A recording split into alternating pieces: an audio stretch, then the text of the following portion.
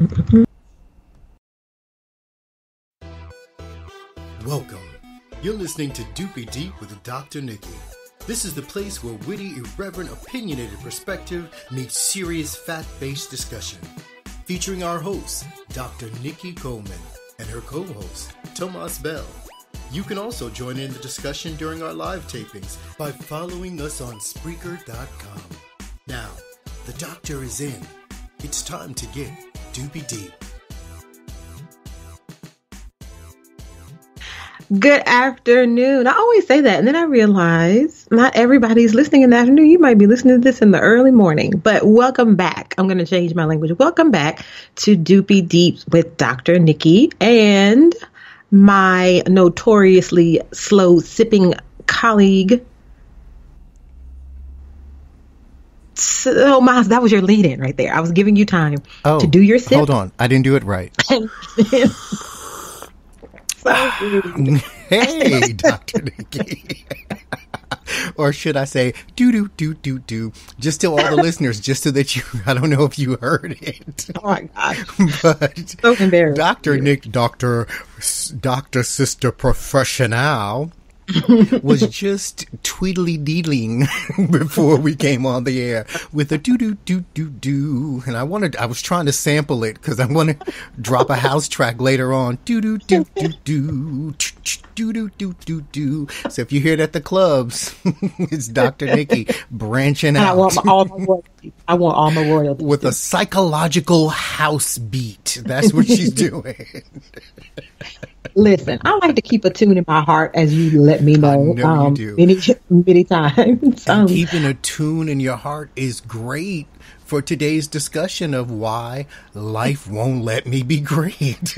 Right? Life won't let me be great is what we're here to talk about today. And I think I was singing, I had a tune in my heart today because I'm really excited to talk about it. Yeah. I think that this is a topic and the conversation is so relevant to so many people's lives, including myself. So this conversation is geared toward me as much as it is to any other listener that's out there. You better do a podcast for yourself. Self-cast. That's a hashtag self-cast.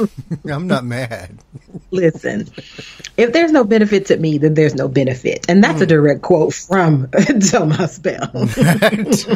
First of all, keep my personal business out these streets. Nope, I try to put it in at any given opportunity. Honestly, and I say this, when people say they're selfless and they do this for someone else, stop it. You're getting something out of it. Even if it's feeling good about the fact that you did something for someone else, you're still getting something from it. If you're not getting anything, what you doing it for, boo? Like, what's the point? Even if you're a masochist, you're still getting something out of it, right? Right. You're getting a lot if you're a masochist, I think. Probably a lot more. A lot more. And what I'm getting in my current life, it's just right. Wow. That's another podcast. So, hashtag life won't let me be great. What I really mean by that is that's like a common hashtag and like social parlance that people use now all the time. And it's usually used like sarcastically when you are trying to put some effort forth or trying to do something, be somewhere, complete some task, something, and then something completely out of your control throws everything off. I think the reason why it's gaining popularity is because the other pieces that there usually is some cascade effect. There really is like this domino, like, so I was supposed to be here on time. Now I'm late for that. I missed that opportunity. And now this happens, that happens, whatever. But recognizing that there are things in life that happen that are out of our control. What I want to do in today's podcast is try to shift the conversation a little bit and talk about how it is that we get caught up in those sorts of situations. Like, what is our accountability in it? Because I'm all about personal accountability. But I want to also talk about the bigger social context that I think contributes to us not being able to be great. So that's what we're going to do today. Perfect. Cool. That's perfect.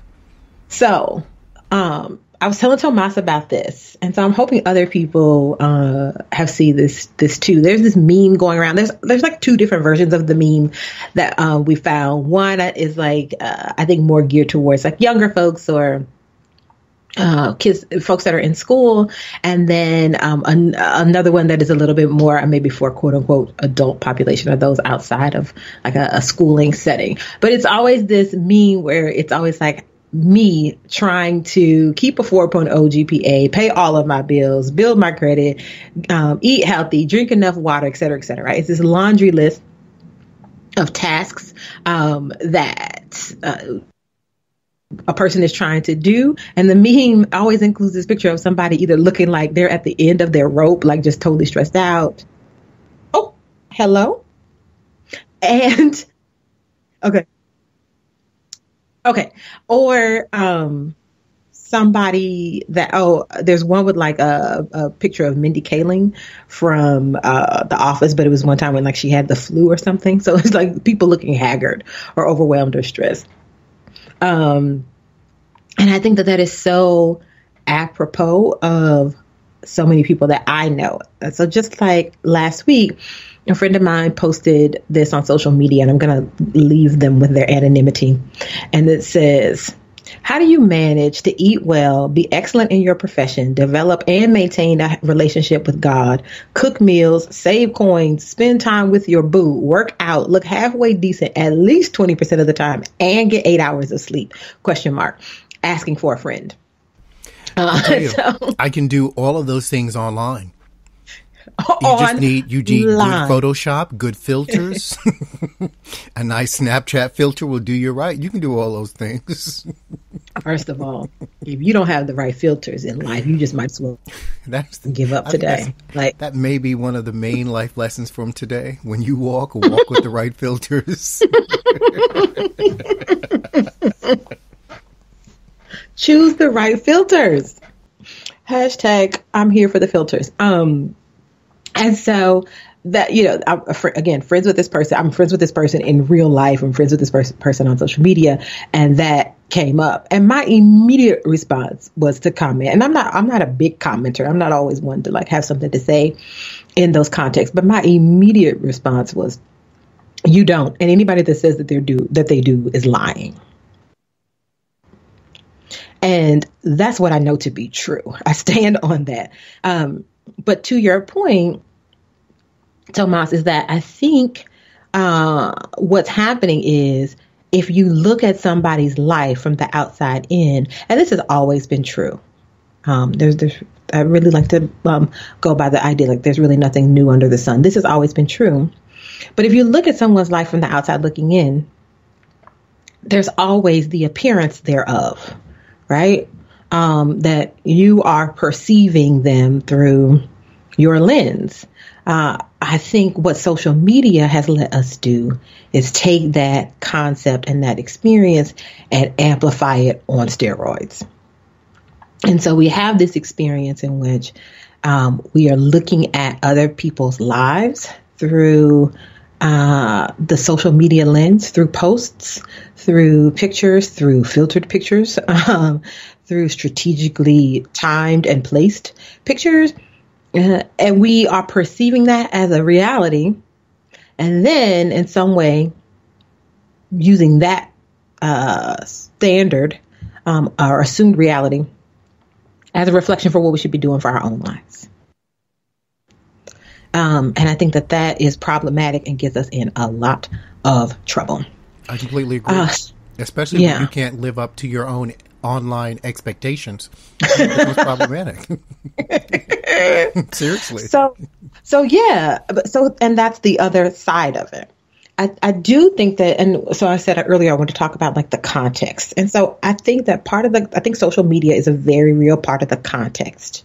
I know that people like to argue, not everybody's on social media, and that's true. Not everybody is on social media yet. And not everybody is on all forms of social media at the same way, in the same rate, right? That I'm not going to argue that point. But even though not everybody's on social media, a large proportion of us are on social media, engaging in different ways and different, with different levels of intensity, et cetera, et cetera. And whether you are on social media or not, or regardless of how you use it, it is a major component of our society. And it's been a major aspect of a cultural shift for us that has impact on our psychology, on our sociology, our experiences that we can't ignore or discredit. But on the other side, another piece of the context for me is around all of the things that one is either required to do by the way our society is structured, or by what is, or all of the things that we're bombarded with that we think we're required to do. And you know, I have this thought that I have regularly with myself, like, how can I opt out? And by that, I mean, I'm always looking for ways that I can pare down, step outside of, not let the machine take such a big hold on me. And I haven't figured it out yet, but I do think that me asking myself that question on a regular basis is one of the ways that I kind of do a sanity check for myself. I think that a lot of adults, and I use the term broadly, a lot of adults have a lot of responsibilities these days that I'm not sure were the same 50 years ago. And then on top of that, I think it's problematic, or we contribute to our experiences by having not just a lot of responsibilities, but setting high and maybe sometimes even unrealistic expectations for ourselves in meeting those responsibilities.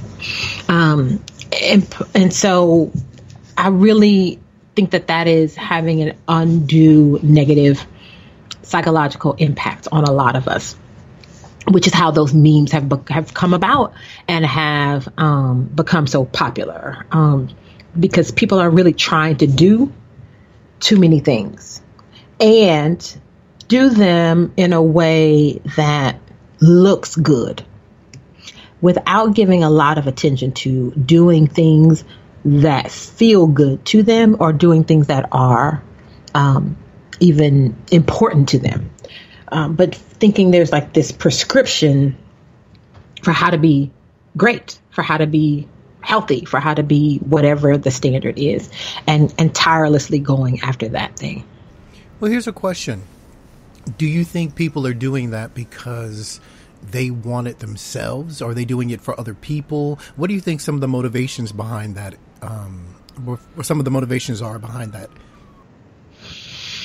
That's a good question. So one of the, I have to sit and unpack that a little bit. So one of the theories, psychological theories that I have come to look at a lot more and think about and drawing from in this conversation is this idea of social comparison theory. And the interesting thing about social comparison theory is that the first guy to kind of lay it out and talk about it, that was in the 1950s. So this isn't a new concept, but I do think that the way that it shows up for us in the 2010s is very different, and the stakes are higher. So social comparison theory is a psychological theory that says that we determine our own social and personal worth based on how we stack up against others. And as a result, we are constantly making self and other evaluations across a variety of different areas of our lives. So we're constantly, and what the theory says is that it happens so automatically that we don't really think about how much we're doing it. What I think happens is with social media, it is this kind of hyper focused way to and structured way to do this. So everything is about presentation. And it provides a really easy way for us to engage in this idea of social comparison, and that we do it across the different domains. So like one's sense of attractiveness, one's wealth, one's status, one's political point of views, one's intelligence, one's overall life success.